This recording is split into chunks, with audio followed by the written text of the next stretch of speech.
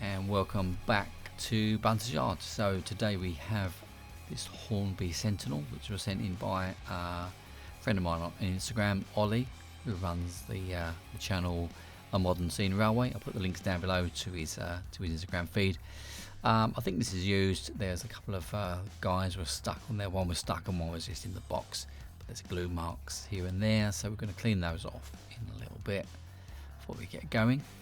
And Ollie has asked, the instructions for weathering this was in working condition, neglected and lacking love, and then filth, exclamation mark. So we can do that. So we're just going to flat this back a little bit. First of all, to get rid of the glue that's on the bottom, on top of the frame there, and just to get rid of some of these livery lines, just all dull them down and make them look a bit faded, get them gone a little bit. I'm using the Tamiya sponge. This these come in a set. It's cheaper to buy them in a set of 4, I think, different grades. They're very useful. Just use a small piece at a time, they last forever. So I'll put the link down below for those as well. So just going to flat back kind of all around as much as we can. So just to make those livery lines look less golden and a bit more faded. And these are glued on, so we go. Well, it just chips off. That's great. So that's quite simple enough. And we're going to mask that anyway, obscure that a bit later on with some weathering and some powders and paints. So I'm not too fussed about getting them off completely. But be careful with this blade. This is blunt, which is good for me because I'll end up cutting things, like my fingers and stuff. Anyway, so we're going to go around the front as well, and the number on the front, running number, we'll just clear that up, flat that back a little bit, and on the grill as well. That's not going to be quite as bright yellow as that after many years of abuse and neglect. So we're just going to flat that back a little bit. Now on the front, the coupling hook was gone, so I'll just put the blanking plate in there. On the rear, which I assume is the rear, the hook is in place, so we'll leave that as it is. And we're just going to flat back that grill just a little bit. Now these rails are made from metal, but they pop out, so I'm going to glue them back in place later. So once we've done that, we'll give it a little dust over, and we can blow it with air or whatever you choose to do. I find these brushes really useful. I've got lots of them now. These brushes come with Eligo resin, which we use for other things. They're quite nice and soft and broad, and like I say, I've got literally dozens of them now. So on this one, Ollie's asked that we kind of maybe fade a few panels and do a few different things. Now the easiest way I find to fade is to use this white oil paint. This is the Winsor & Newton one. This is called zinc white. You can use any shade of white, to be fair, I think. Yeah, use this straight from the tube. We're not going to thin it down or any thinners or anything like that. And we just use a small brush, which we'll try and find. And there we go. This isn't the best brush in the world, but it doesn't really matter. We just need to put a small, you can see it's an awful brush, to be fair. Just going to put a small amount of oils on there, and then we'll use a bigger, softer brush, and we'll just blend that in. And that's not the correct brush that I use for this. Let's find the right one. There we go. That's better. I'm just going to blend this in, so we're just going to soften it as much as we can until it kind of goes so you don't see the brush marks, basically.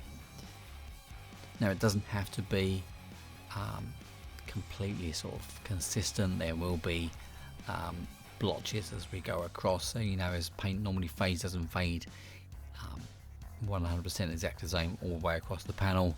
You'll get patches that fade more rather than less, for whatever reason that may be. So we're not looking for perfection on this particular one, and we're not going to do every panel either. We have done that before on other Locos, but this one we're just going to maybe pick out a couple of panels, a couple of areas, and we're just going to fade those. So I think the front of this sort of engine cover, we'll maybe do that bit, and then maybe just a little bit on the rails, just to make them look a bit faded, less sort of black and pristine.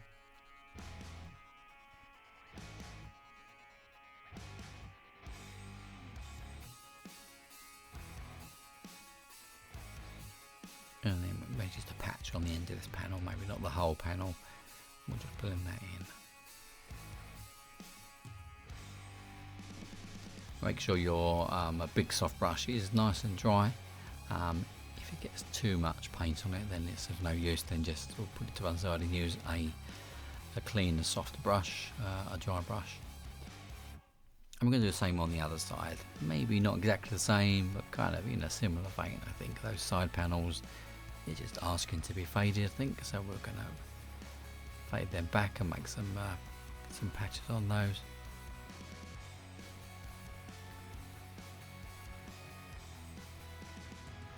I hope you're enjoying the music today. If you can hear it in the background, it's a little bit different, maybe a bit heavier than we normally use. I know some people don't particularly like the background music, but I find it better than having these sort of spaces in between me speaking, so at least the same going on. So if you like it, then great, just give me a thumbs up and let me know you like it. If you don't, then maybe let me know and I'll change it, or not. We'll see how it goes anyway. Let me know what you think. I'll try and change the music up each time, just for a bit of variety. So on this one I put a bit of tape across, just so that the panel line between that sort of side panel and the other cab is more sort of discreet. So it's more obvious that it's, you know, a different panel rather than just ending somewhere. But yeah, that's okay. We can go with that. Now you can fade it back less or more, it's entirely up to you, whatever you're modelling. We're going to add some different layers over this in a little bit anyway, so it will be a little bit different. It won't look exactly the same as this when it's finished. So we'll do this bit on the back here, exactly the same as before.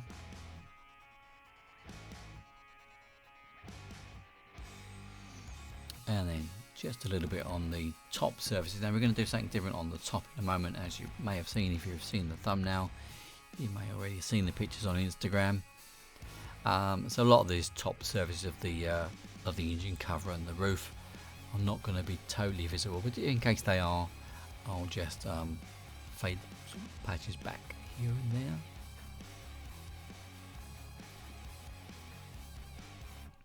Not going to take too much time over these little bits here, because I say we're going to add some other bits on soon anyway.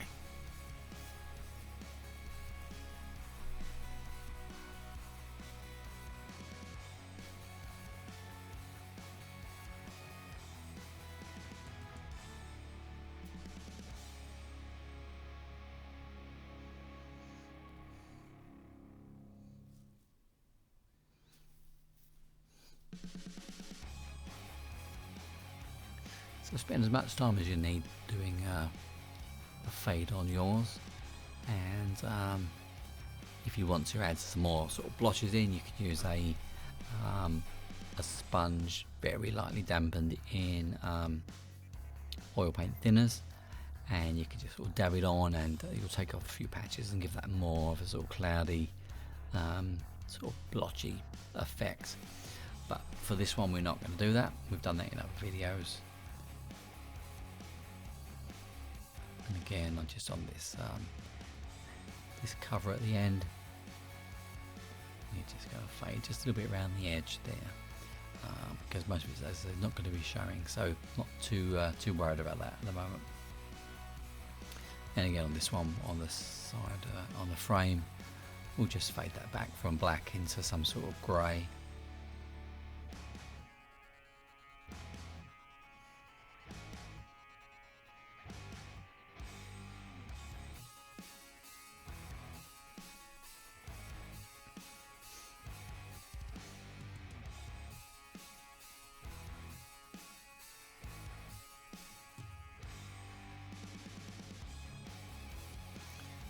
Probably do for that, and then on the front as well. Now these generally don't end up red, they normally turn into some sort of pinky orangey colour, so we're just going to fade this back with the same white, the zinc white we've used, and then just brush it in again, and you can see it goes from red into pink. If you want a different shade, I say some of these do go slightly sort of orange.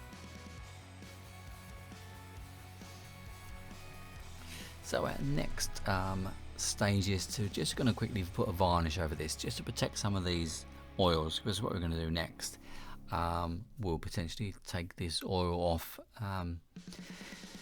So this isn't going to protect it totally because I'm not going to let it dry long enough, but it will give a little bit of protection so we don't lose the entire faded effect with the next stage. So just polyurethane varnish, and we'll let it dry for just maybe 10 minutes or so until we carry on to the next stage. The next stage is to use this Vallejo sand. This is Model Air that's already pre-mixed in the bottle, and this is just to kind of add in some sort of dirt into the sort of nooks and crannies and the crevices. You'll see in a moment when I carry on with this. So we use a cotton bud, and we're just going to wipe off as much as we can with the cotton bud. Well, I say as much as we can, but we're not going to take too much time on that. Which is kind of it's the middle of the panel we're interested in, sort of cleaning back as much as we can, and that leaves a bit of dirt in the edges, and it just makes it look a bit grotty, really, which is what we're after. And we're going to keep these windows clean as we go. I'm not going to mask them off. I didn't want to do that because we want to build up a grime around the edges of the windows where they're never going to be cleaned properly. And then because we've used the polyurethane varnish and we've not let it dry completely, some of this will start to streak off here, and you can see it just starting to come back because the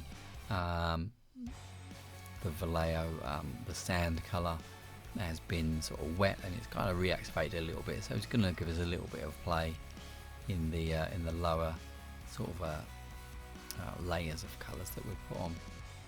Just adds this like streaking effect. There's different ways of getting this streaking effect, but this is what we've decided to do for this particular one.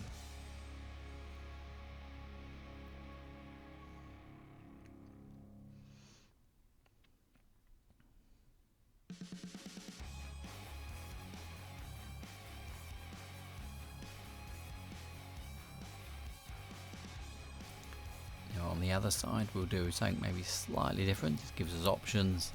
Gives us a different look. We can use that soft brush again. This paint is still totally wet, so we're not allowed to dry for any amount of time at all, and we just drag it down, a little bit of force behind this, and it gives us this like rainy streaky effect. Again, it depends on the environment you're modelling in. If you're modelling in a coal yard, then you won't use this sand colour. You may want to use one of the darker shades of blacks and browns and so on, and do the same sort of thing.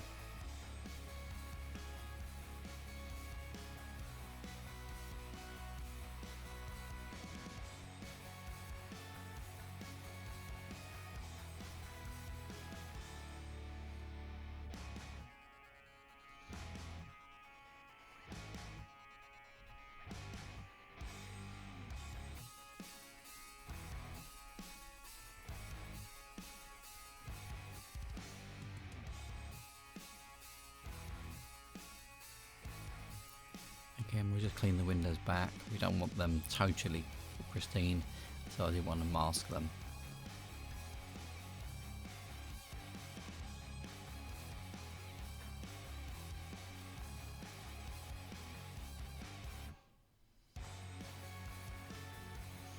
And again, on this buffer beam, this is the rear part of it, so I've taken the coupling hook out there just to make it easy to work on. And the actual buffers I'm not going to take any care over at all. Again, it's still streaks. Now the top surfaces, I've seen a couple of these in real life, and the top layers have been totally rusted, and that's what we're going to go for today. So different ways of doing this, but we're going to put on a brown layer to start with. This is just a dark brown from Vallejo Model Air. And I'm not going to cover the whole surface. Kind of leave a little bit of patch around the edge, and so I'm not going to be too precise with this. but just to get a sort of brown foundation in place. And then around the bottom of the frame, there's also rust as well. Now we're going to use powders as well to make this look a bit nicer in a minute, but it just gives us like a base layer of brown rust. So there'll be a bit on the stairwell, or the steps there, and on the chassis, and so on. So not going to cover it completely, just a few patches here and there.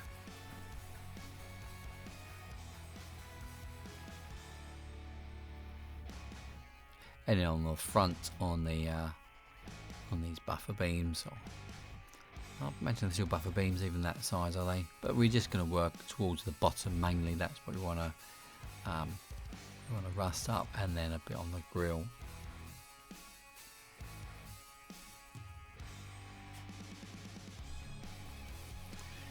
So our next stage is our weathering powders. I'm just going to tidy up this palette. So we've got the Vallejo rust tones on the right there, and Humbrol dark earth, and then Humbrol black on the palette as well, and we use those all in a minute. So we'll start with typically we start with the darker colours. Having said that, that's been contaminated with some ecru, so there's some odd colours going on there, but generally, yeah, we're going to use the darker brown, and we'll use a bit more just to make sure it's dark brown, and then we'll work through the lighter, sort of warmer tones as we go. Rust is made up of lots of different colours, so it's never just going to be one or two shades. If you look at rust, it'll be all different sorts of colours. There's even purples in some of these rust if you look really closely, and different metals, different compounds will rust in a different way, different colours to others. So you may find that the exhaust pipe will rust totally different to the panels on the top of the engine covers. So have a look at those online, and you'll sort of go for some reference points. And typically they wouldn't rust in a uniform sort of consistent way. So you may find that one side rusts totally different to the other, or some of the joins, they may rust more than the centre of the panel. So again, trying to be sort of consistent across the whole of that sort of bonnet area on this, or whatever it is you're rusting, because there will be, there'll be patches here and there of slightly different colours. So just bear that in mind.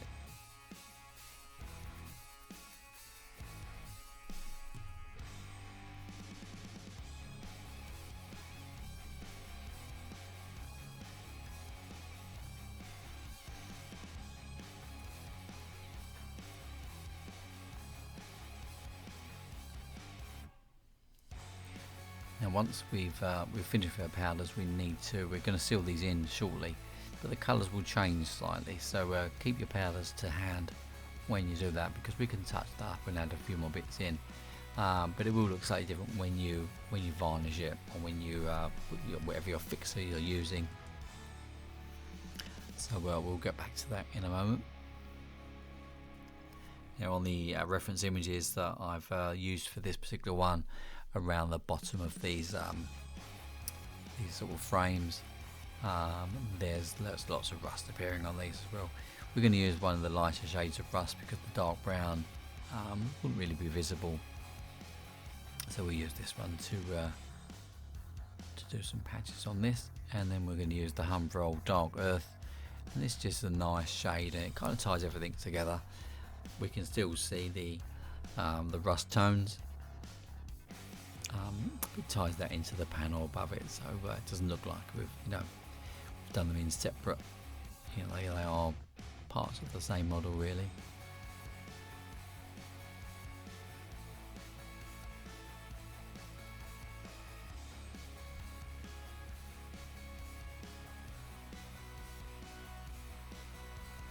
And just quickly going to go over some of the areas that have not really had much of any attention, so have not been sort of weathered or rusted.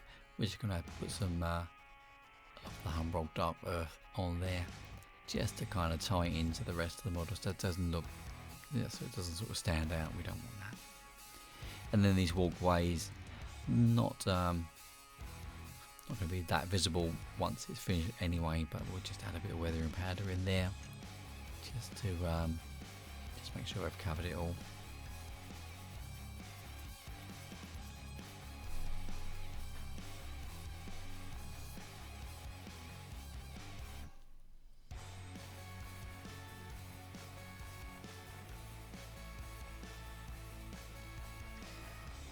And then our black soot, which we use around the top, around the exhaust. We'd assume that's where it's going to get a bit sooty up there. We'll just blend that in with a nice soft brush.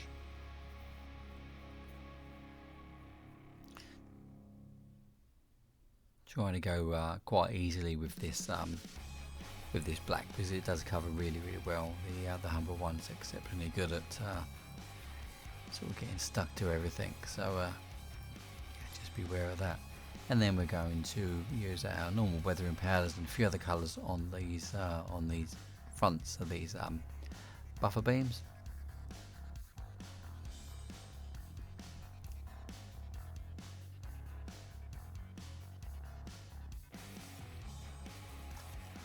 And then on that radiator grille as well, we'll put some sort of soot colours and a little bit of rust in there as well, because that would no doubt show a bit of corrosion after this time.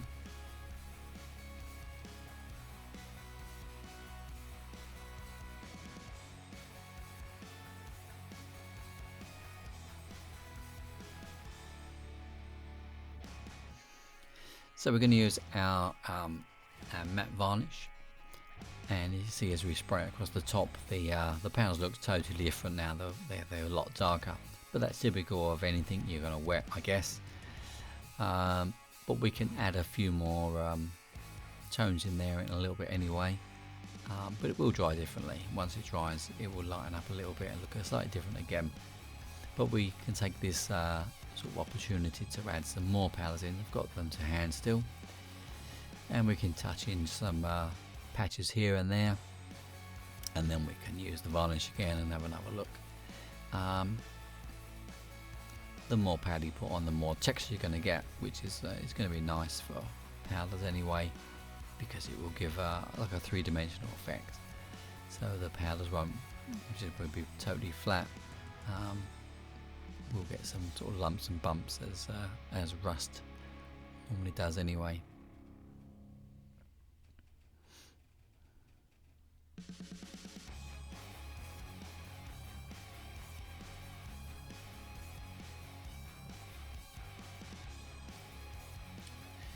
So we'll just varnish the rest of the model just to seal everything in that we've done so far. Some of this we won't touch anymore, and we're pretty much done with that.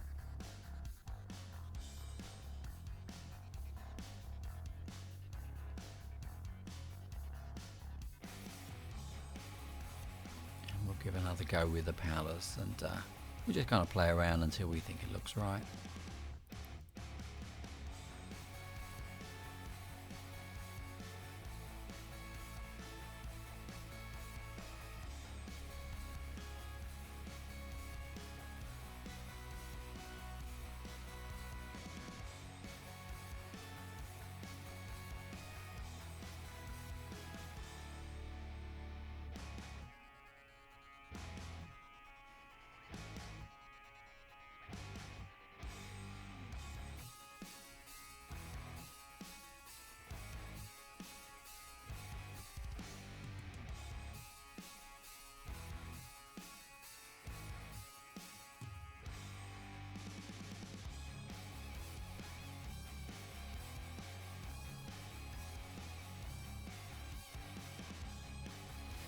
So that's about it, just the final coat of varnish on the top there.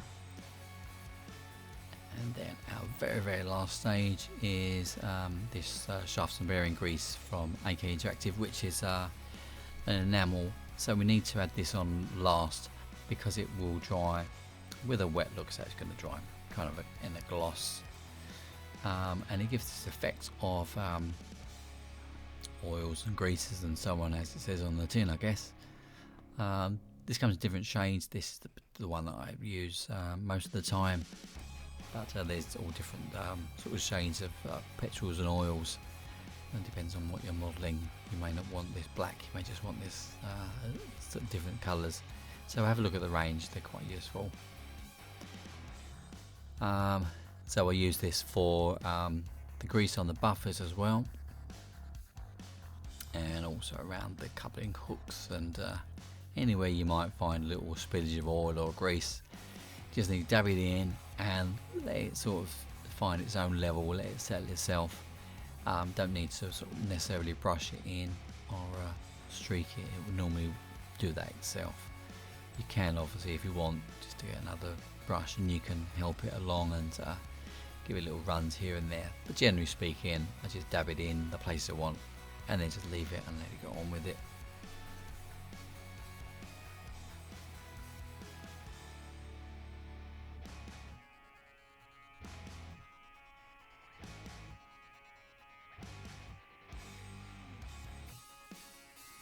If you've got like filler caps for oil and diesel, they're always good places because they're always going to be there's always going to be runs and spills around those as well.